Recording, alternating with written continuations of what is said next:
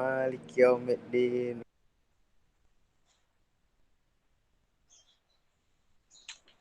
Oke. Berdoa selesai ya. Nah, silakan kita mulai dari absensi dulu. Yang pertama Azira Cika ada. Hadir, Pak. Oke. Felix.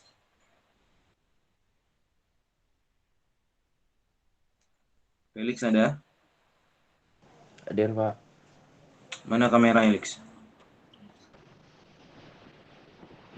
Oke. Kok mati?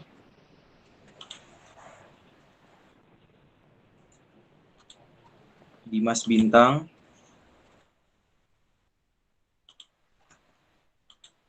Edi.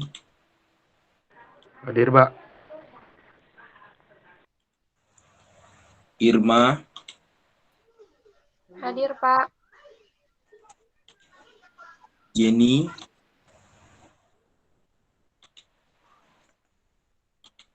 Kasuma.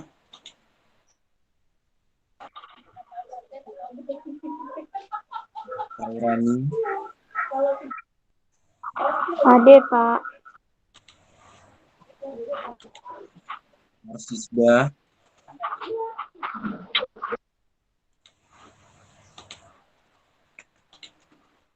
Doni.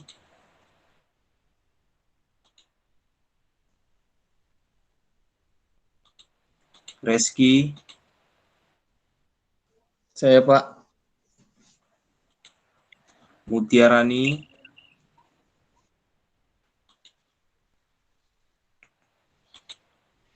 Nanda Purba.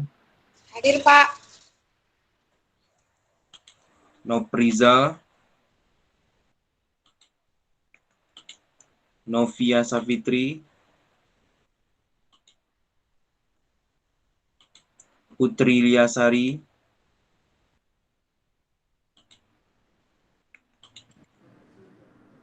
Raja Alam. Hadir, Pak. Raja Syafika.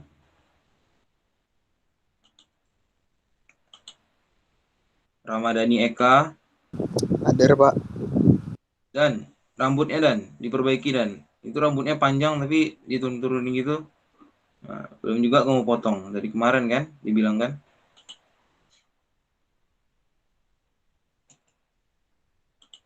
Regina.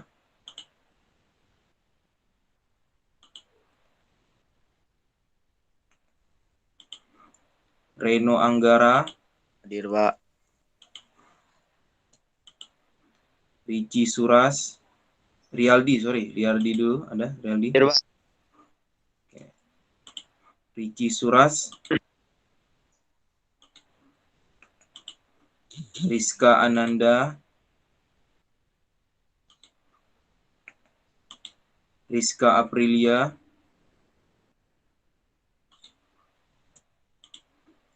Rizky Putra Sanjaya. Hadir, Pak. Sri Ayu Ramawati. Syahriani Putri Siregar. Hadir, Pak. Syifa Nurfadila.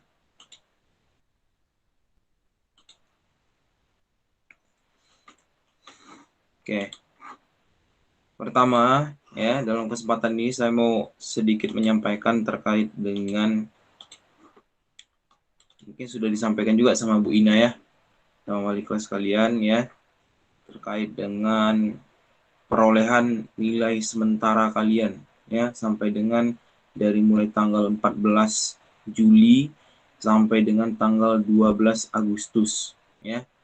Itu sudah saya rekapitulasi semua dan luar biasa teman-teman, terjadi peningkatan kalau menurut saya ya, dari jumlah yang dulu di kelas 11 banyak yang tidak mengerjakan ya menjadi lebih banyak mengerjakan ya.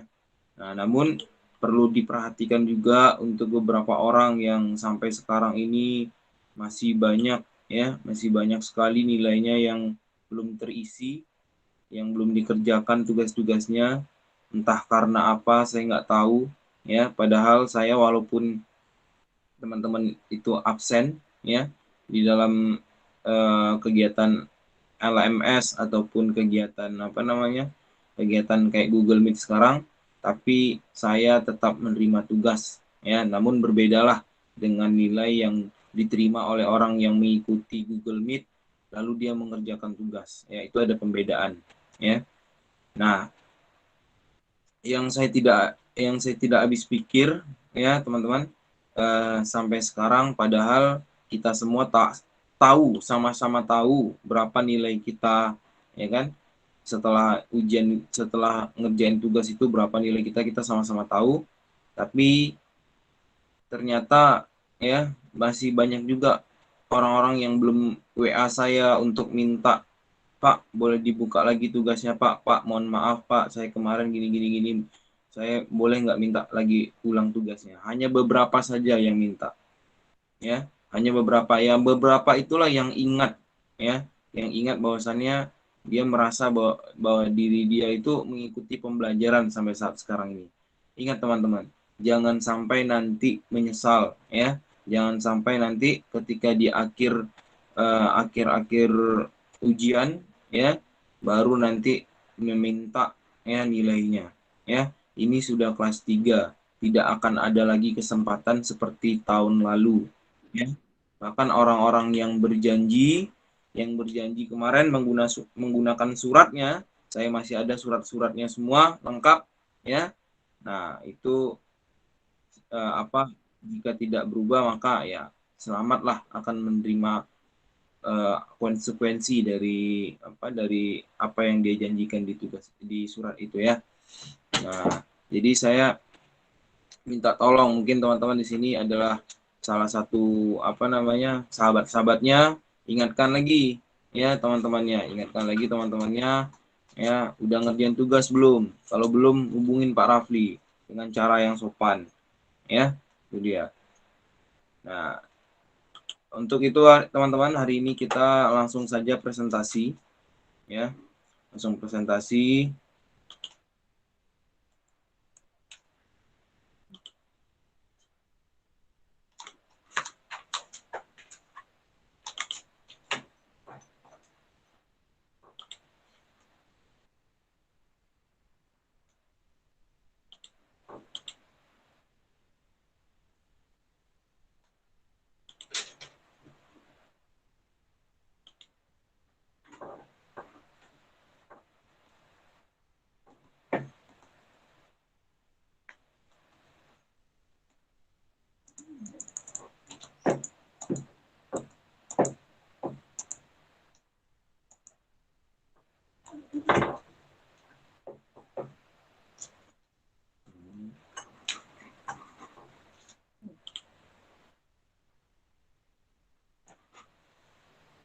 Bentar ya. Ini Bapak lagi, ada adik Bapak tanya.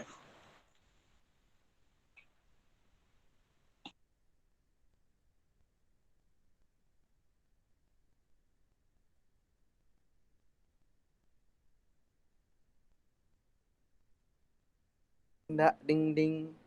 Ding ding dak ding ding. Nggak usah bising. Ding ding dak ding ding. Ding ding dak ding ding. Mbak.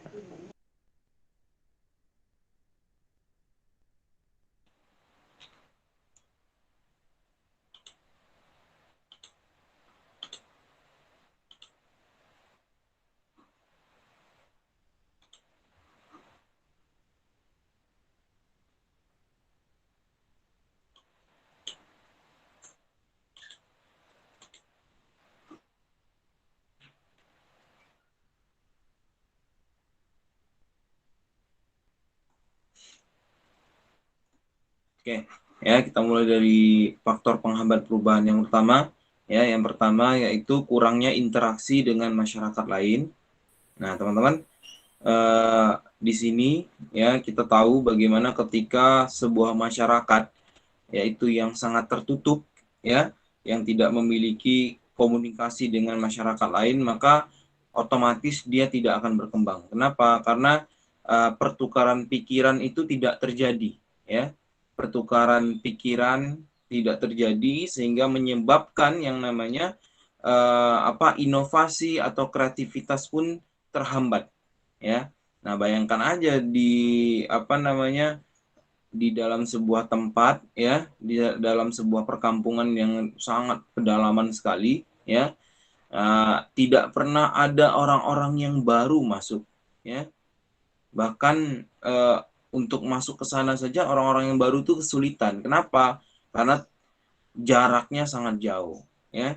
Sehingga akhirnya hal-hal ini, ya, interaksi yang terjadi hanya di sekitarnya saja, bukan di bukan terjadi perubahan pemikiran terhadap atau bukan terjadi interaksi terhadap suku bangsa lain, ya. Ini penting sekali, teman-teman, ya. Untuk kita berinteraksi dengan suku bangsa lain itu sangat penting. Nah, contohnya misalkan seperti ini, ya, ketika di satu suku bangsa kita itu, ya, makan masih menggunakan, anggaplah, ya, masih menggunakan dengan tempat yang terbuat dari batu, misalkan, ya. Nah, lalu tiba-tiba kita berkunjung atau berinteraksi atau ada orang datang, ya, orang baru datang ke tempat kita, lalu dia bertanya, kenapa kita makan masih menggunakan batu, ya. Lalu orang itu pasti akan berpikir, apa salahnya makan masih menggunakan tempat yang terbuat dari batu, ya. Tentulah, ya, ketika dia bertanya apa salahnya, maka orang yang datang tadi akan menjelaskan tentang bagaimana cara dia makan, ya. Nah, hal-hal itu akan menjadi sebuah perubahan pemikiran, ya, akan menjadi sebuah informasi yang sangat penting yang akan nantinya diteruskan oleh penerima informasi ini, ya. Nah, jadi kurangnya interaksi itu ternyata menyebabkan orang-orang bertambah pemikirannya. Nah, maka kita lihat nih zaman sekarang, teman-teman, karena adanya pandemi, ya, atau jangankan ada pandemi, orang sekarang berinteraksi dengan HP, ya. Orang berinteraksi dengan HP. Nah, tujuan berinteraksi dengan HP itu apa? Agar percepatan terjadi. Percepatan perubahan pemikiran, percepatan di bidang ilmu pengetahuan, ya, terjadi. Kita melihat YouTube itu saja, ya, kita melihat YouTube. Nah, itu salah satu bentuk bagaimana kita berinteraksi dengan masyarakat lain. Kalau kita suka misalkan dengan akun-akun yang berasal dari luar negeri gitu, ya, yang membicarakan tentang bagaimana perpolitikan dunia saat sekarang ini, misalkan seperti itu, ya. Dengan kita menonton itu, kita sudah mengetahui sudah terjadi pertukaran informasi, ya, sudah terjadi penambahan informasi untuk kita, sehingga nantinya mungkin kita bisa membawa itu ke dalam masyarakat kita, penerapan di masyarakat kita. Oke, itu yang pertama. Yang kedua, perkembangan ilmu pengetahuan yang terlambat. Nah, ini teman-teman harus kita maknai dan refleksi bagaimana diri kita sekarang. Kita ada di dunia pendidikan, ya. Tetapi untuk mengerti akses informasi mengenai LMS saja, kadang-kadang kita terbengkalai, kadang-kadang kita tidak mengetahuinya. Untuk masuk ke dalam akun Google Meet ini aja, kadang-kadang kita juga memiliki kendala, ya, juga tidak mengerti. Padahal kita hidup di era 4.0, bahkan kita mau 5.0, ya. Nah, jadi rasanya, ya, harusnya di zaman sekarang ini perkembangan ilmu pengetahuan yang terlambat ini tidak ada lagi gitu. Nah, apa dampaknya terhadap perubahan? Orang itu berubah sesuai dengan ilmunya, ya, itu baru individu. Lalu sebuah kelompok itu berubah sesuai dengan pemikiran individunya, itu kelompok. Lalu masyarakat itu berubah berubah sesuai dengan sistemnya. Berarti dia kolektif. Nah, maka semua itu disebabkan oleh individu, teman-teman. Jika individu tidak memiliki pemikiran yang bagus, tidak memiliki ilmu pengetahuan yang bagus, maka tidak akan terjadi perubahan. Ya. Nah, itulah dia kalau kita lihat, ya, kalau kita di kota-kota ini masih mudah untuk mengakses informasi, internetnya bagus, alhamdulillah. Ya, kita mau cari tutorial seperti apapun di YouTube sekarang ada. Ya, tapi kalau kita bayangkan bagaimana orang-orang yang ada di suku, yang di pedalaman saja, ya, dia untuk mengakses informasi saja itu sulit. Untuk mengetahui hal baru, dia tidak punya koran seperti kita yang tiap hari kita bisa akses melalui internet, ya, koran digital.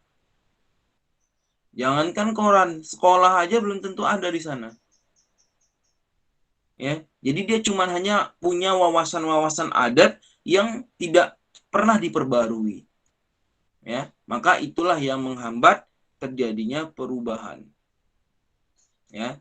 Yang ketiga yaitu sikap masyarakat yang tradisional dan konservatif. Ya. Nah, ini banyak sekali kita jumpai orang-orang kota seperti ini.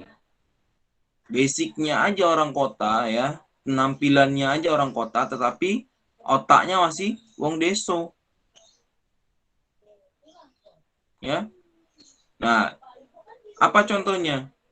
Misalkan sikap masyarakat yang tradisional ini, ya, misalkan dalam sebuah dalam sebuah perpolitikan, ya. Nah, anggaplah orang yang sedang memegang jabatan itu adalah orang-orang yang berasal dari suku bangsa tertentu, maka dia mencari orang-orang yang dia percayai dengan cara menakar bahwasannya orang yang akan masuk ke dalam itu adalah orang suku bangsa yang berasal dari sama dengan dia. Nah, jadi sikap masyarakat yang tradisional termasuk dengan cara misalkan ketika datang sebuah komputer, ya, di dalam sebuah masyarakat, lalu mereka menganggap ini adalah sebuah kesalahan, nah itu menghambat sebuah perubahan. Ya. Nah, jadi sikap konservatif itu akan sulit, ya, sulit untuk melakukan perubahan. Ya, akan membawa mentalitas yang tidak baik dalam sebuah kemajuan. Nah, mental ini sangat penting, teman-teman. Mental ini dalam perubahan ini sangat penting. Sama seperti kita di sekolah, ya.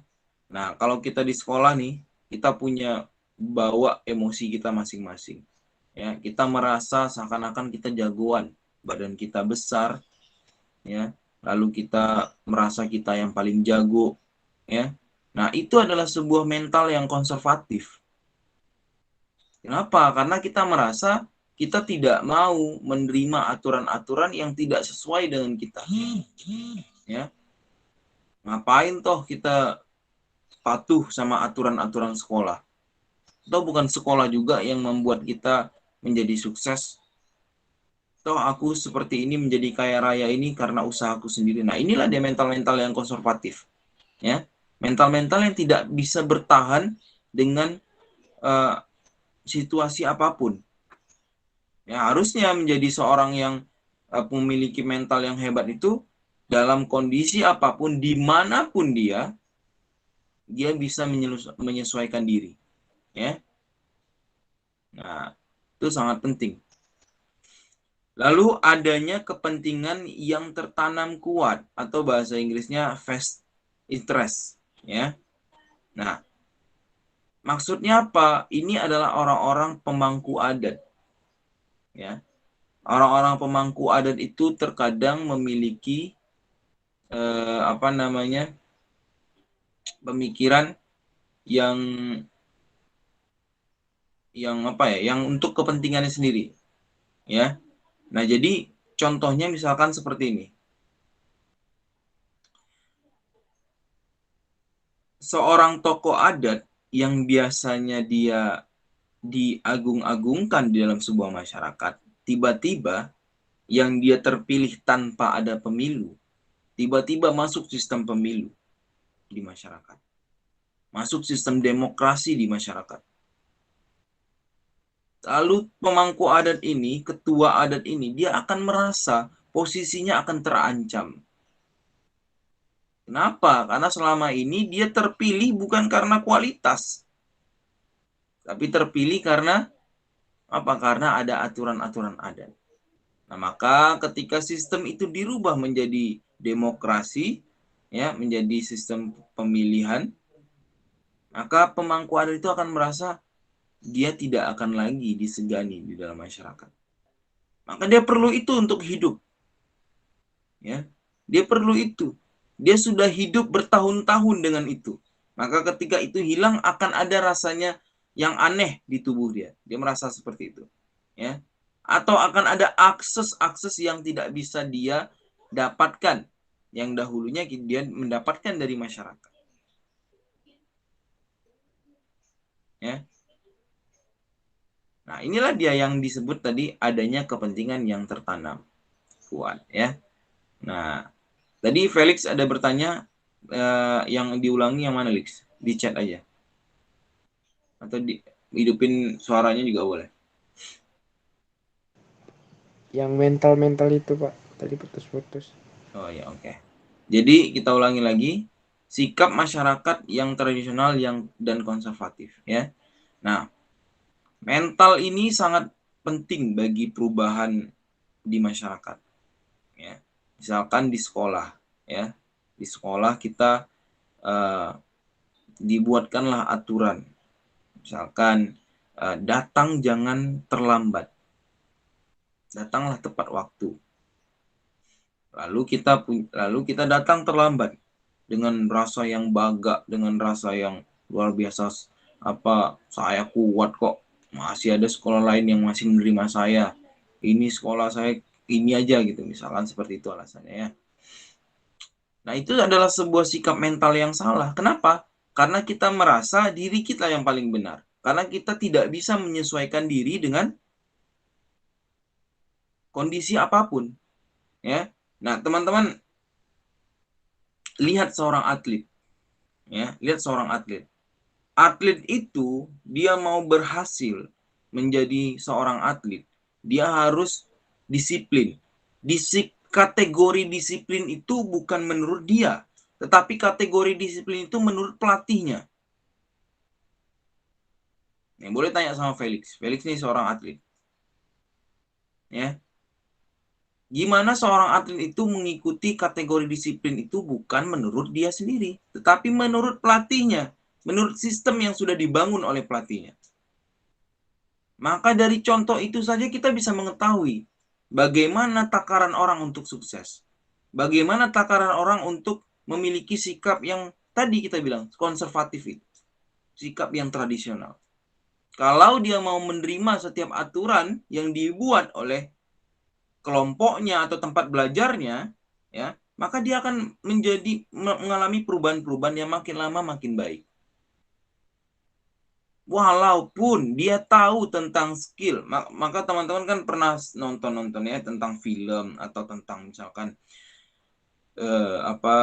kalau pernah nonton film ini ya, apa yang dimainkan oleh Jackie Chan gitu ya, tentang bagaimana seorang anak yang Amerika ya, dia merantau ke Cina ya, dia mencoba untuk belajar bela diri, menjadi atlet bela diri di Cina ya. Karate Lalu Kid.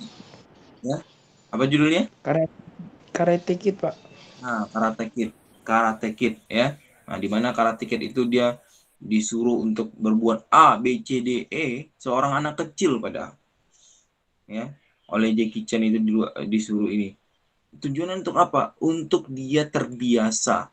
Jadi kalau orang sudah terbiasa bangun pagi, kalau orang sudah terbiasa melakukan hal-hal yang penting dalam hidupnya, maka dia juga akan dianggap penting. Ya, tidak ada orang serta-merta tiba-tiba dia bisa menjadi seorang yang hebat. Mungkin ada orang yang berasal dari keturunan yang kaya raya, tetapi belum tentu dia hebat. Belum tentu dia sukses. Mungkin ada orang yang berasal dari kerajaan yang dia akan suatu saat nanti akan memegang sebuah kepemimpinan, ya. Tapi belum tentu kepemimpinannya akan sukses. Kenapa? Karena dia memiliki itu bukan dari hasil usahanya. Bukan dari hasil pola yang dia bangun selama ini. Ya, maka teman-teman, yang ditekankan dalam sikap masyarakat yang tradisional dan konservatif ini adalah menerima setiap perubahan, menerima setiap aturan yang dia jalani. Ya, nanti bukan berarti kita tidak boleh mengkritik tentang aturan itu. Ya, bukan berarti tidak boleh. Misalkan terjadi sebuah kejanggalan dalam sebuah aturan, maka kita boleh mempertanyakan aturan itu. Kenapa harus dibuat seperti ini? Kenapa nggak dibuat seperti ini? Ya, nah itu ya. Jadi bukan berarti kita tidak boleh mengkritik. Mengkritik itu adalah tanda kita berpikir. Ya, nah kalau kita cuman menerima, oh ya kita jalani, lalu kita tidak merasa ada apa ya yang salah, apa ya yang harus diperbaiki, maka kita juga sama masih berada dalam mudah dipengaruhi dengan hal-hal yang seperti itu. Artinya kita terombang-ambingnya, jadi artinya kita seperti ombak, ya, di lautan kita terombang-ambing, dibawa kemanapun kita bisa. Bukan itu maksudnya. Ya, jadi itu dia ya. Jadi itu poin, ada 4 poin. Yang pertama, yang kedua, ini materi yang kemarin ya, yang tadi saya bahas. Ini materi yang hari ini. Karena materi kemarin kita tidak menjelaskan, maka hari ini saya gabungin, saya menjelaskan. Yang kelima, yang E, yaitu rasa takut terjadinya kegoyahan integrasi kebudayaan. Nah, ini rasa takut yang berlebihan ini juga tidak boleh. Rasa takut yang berlebihan ini justru akan banyak menghambat perubahan. Ya, bayangkan aja masyarakat tradisional itu punya banyak rasa takut ketika dia berjumpa dengan orang baru. Punya banyak rasa sensitif, ya. Kalau bahasa dalam konsep antropologinya, etnosentrismenya itu hadir ketika dia bertemu dengan masyarakat baru. Makanya terkadang pemerintah itu punya program ketika dia sudah datang ke dalam masyarakat pedalaman itu, ya, tapi dia tidak mampu untuk dapat merubah masyarakat itu. Kenapa? Karena masyarakat di situ masih merasa takut akan terjadinya yang namanya kegoyahan pada integrasi kebudayaan tadi. Integrasi itu apa? Penyatuan kebudayaan atau kekuatan atau kebersamaan. Atau dia merasa ini kalau dilakukan seperti ini akan lama-lama tempat kita ini akan pecah. Lama-lama orang akan berkonflik seperti itu. Ya. Nah, pada intinya apa? Pada intinya adalah masyarakat belum mampu, belum siap untuk menerima perubahan secara sistematis, secara menyeluruh. Maka masyarakat seperti ini, solusinya adalah dilakukan perubahan pelan-pelan. Ya. Nah, sebagai contoh misalkan, coba bayangkan teman-teman, sekarang Pak Sandiaga Uno, ya, Menteri Pariwisata Indonesia, seorang anak muda yang punya inovasi yang banyak. Ya. Coba bayangkan aja. Dia sekarang kemana-mana, ke dalam pedalaman-pedalaman yang dia rasa itu memiliki potensi pariwisata yang luar biasa. Ya. Kalau dia, ya, tidak mampu menyesuaikan diri dengan orang yang dia datangi itu, maka akan terjadi banyak penolakan, teman-teman. Maka orang-orang adat itu akan berpikiran bahwasannya ini akan banyak merusak integrasinya. Kenapa? Dia akan banyak mengundang orang-orang baru yang nanti orang-orang baru itu akan banyak membuat sebuah perubahan yang kacau di dalam masyarakat. Ya. Tapi dia coba dengan pelan-pelan. Cara pelan-pelannya dengan apa? Datang ke sana menggunakan pakaian adat. Tidak datang ke sana dengan sebagai pemerintah yang kuat dengan menggunakan pakaian menteri yang jas-jas, berjas-jas, lalu dia perintahkan, "Woi engkau, ya, kau ubah nih, tak mau aku kayak gini. Ini potensi pariwisata harus dirubah menjadi masyarakat yang modern. Di sini harus dibangun gedung-gedung. Nggak mungkin dia akan berkata seperti itu. Karena dia kalau dia berkata seperti itu, sama saja dia ya langsung secara tidak langsung dia membuat sebuah kontrak atau sebuah usaha, dia akan gagal. Ya, itu rasa takut terjadi kegoyahan pada integrasi kebudayaan. Lalu yang selanjutnya adalah hambatan-hambatan yang bersifat ideologis. Hambatan bersifat ideologis ini ada juga hambatan-hambatan bersifat geografis ya.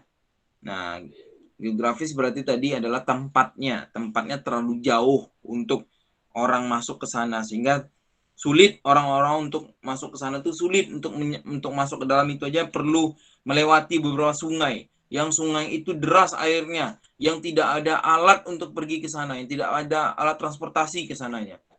Kalau pergi ke sana itu menyeramkan, membuat mungkin nyawa terancam. Perlu mungkin helikopter dan lain-lain, ya. Nah, jadi kan sulit untuk melakukan perubahan. Kalau orang-orang biasa yang datang sana melakukan perubahan sulit. Ya. Maka yang kali ini kita bahas adalah bersifat ideologis. Ideologis berarti adalah pemikiran. Ya, pemikiran yang sudah terbentuk dari adat dan istiadatnya. Ya, bagaimana dia memiliki cara pandang terhadap sesuatu. Siapa yang membentuk cara pandang itu, Pak? Yang membentuk cara pandang itu adalah lingkungan dia. Ngapain lingkungan itu membentuk seperti itu? Itu adalah adat istiadatnya.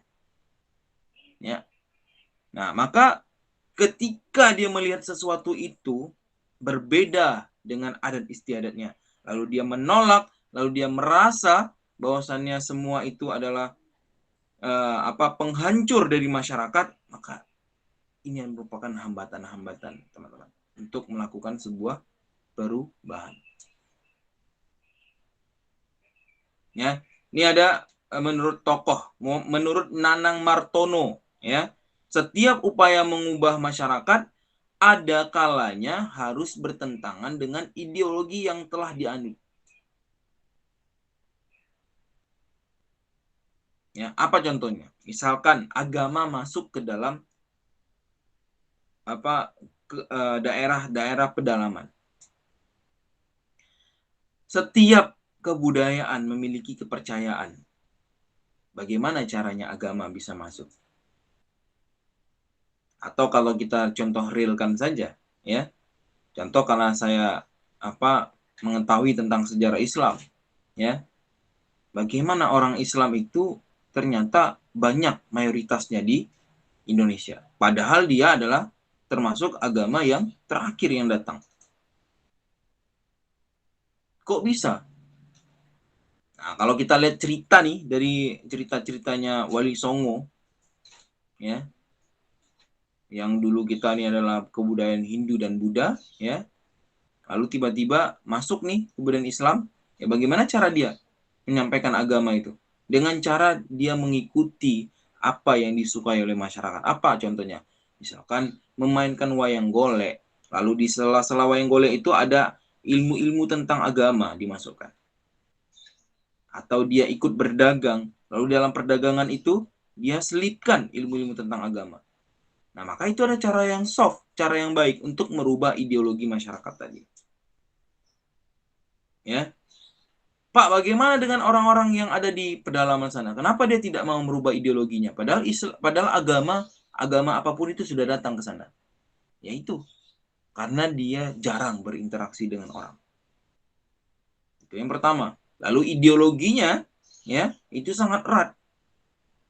Karena apa? Ideologi sangat erat. Karena dia hanya berhubungan dengan orang-orang yang hanya berada di dalam kelompoknya saja, di kampungnya saja. Nah itu, ya. Terkadang memang kata Nanang Martono tadi, setiap upaya untuk mengubah masyarakat itu menjadi lebih baik itu terhambat oleh ideologi, ya, oleh pemikiran. Nah ini memang nyata, teman-teman. Jangankan hanya di desa, di kota juga seperti itu.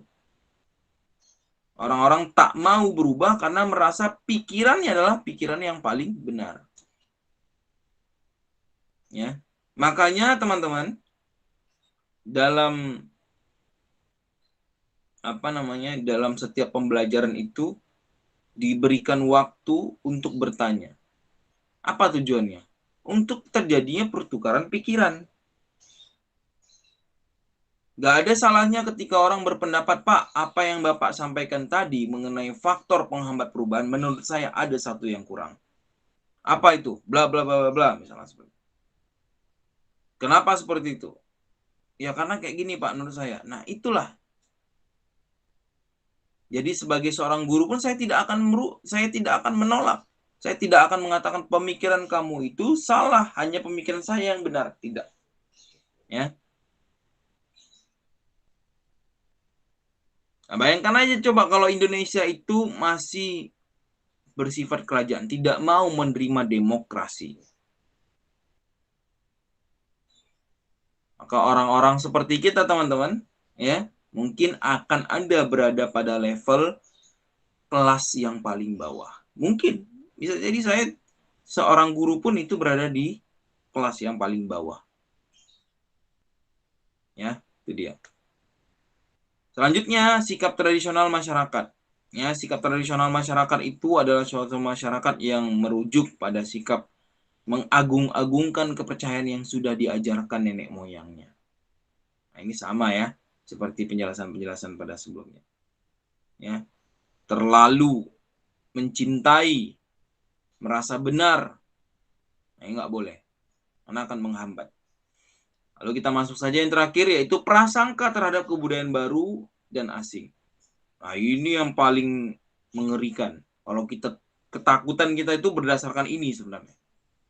Ketika kita datang ke sebuah masyarakat pedalaman, di pedalaman itu kita dianggap sebagai sebuah musuh, maka kita takut tombak-tombak masyarakat itu akan menghujani kita.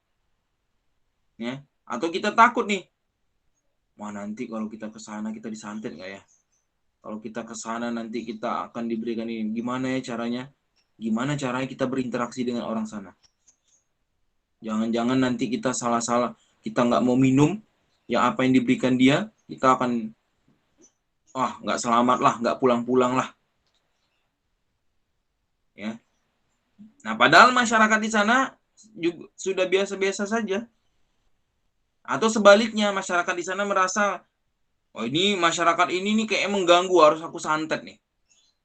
Masyarakat ini nih mengganggu, harus aku racuni dia nih. Kayaknya dia akan buat bangun-bangun, akan buat gedung-gedung yang merusak adat nih.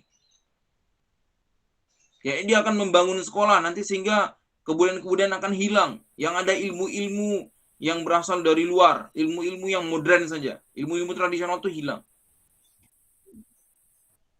Ini dia prasangka-prasangka yang akan membuat konflik terjadi, yang akan membuat masyarakat itu menutup diri, ya, sehingga tidak terjadi perubahan yang fundamental. Ya. Oke. Itu dia materi kita hari ini. Masih ada 10 menit. Jika ada pertanyaan silakan bertanya, teman-teman.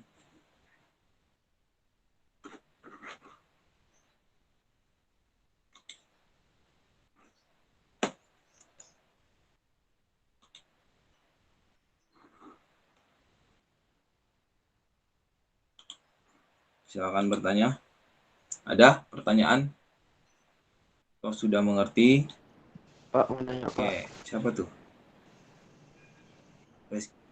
Saya Pak Felix. Silakan Nix.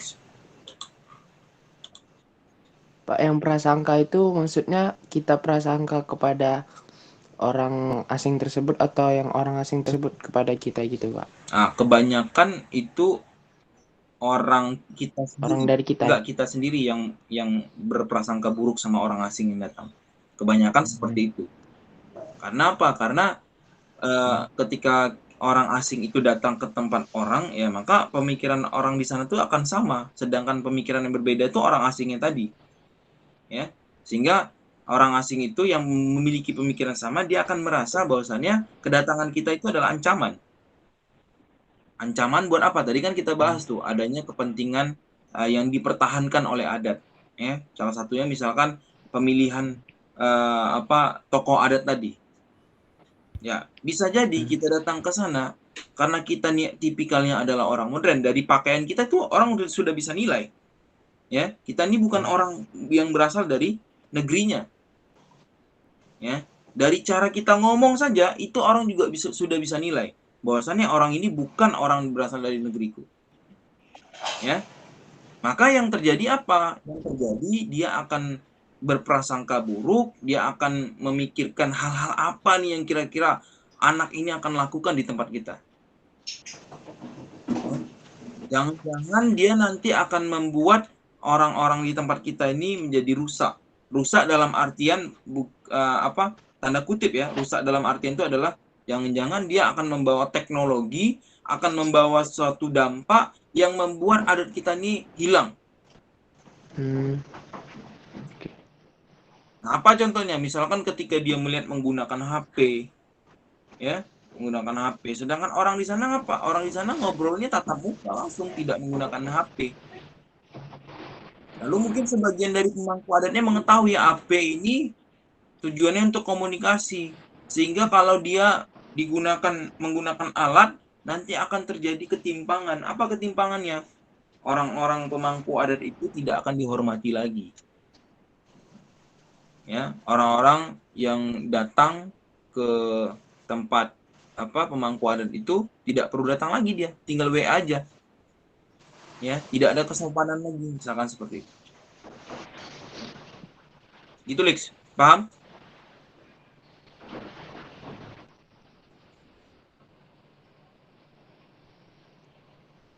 Gimana, Lex? Paham? Paham, Pak. Makasih, Pak. Oke. Ada lagi yang tanya?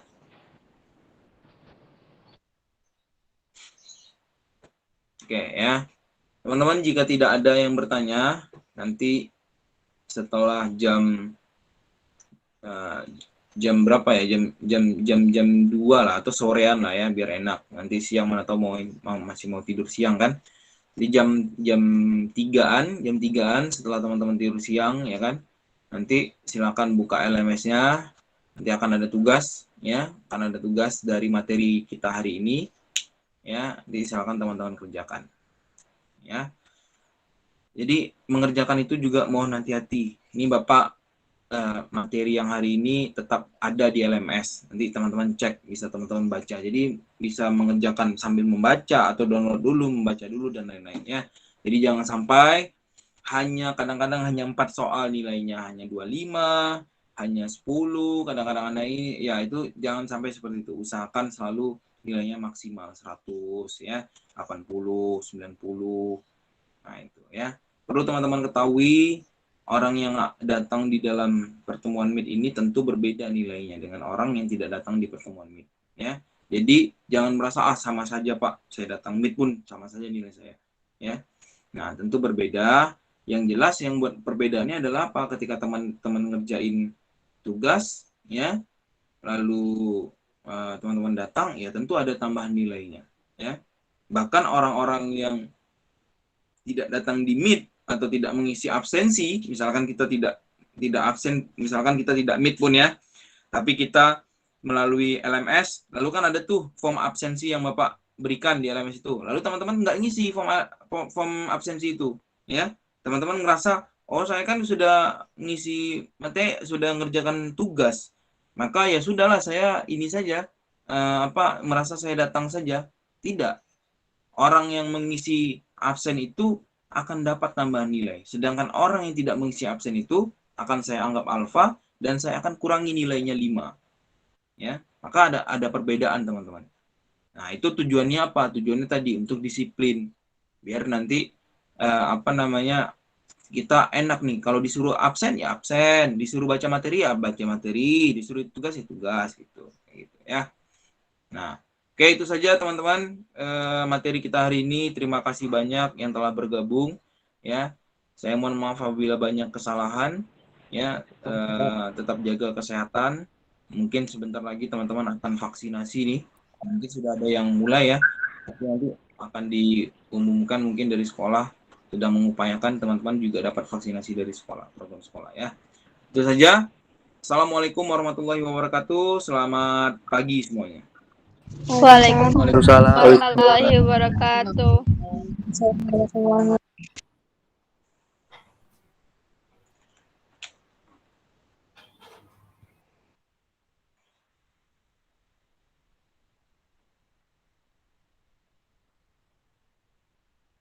Ya kan yang lain keluar saja.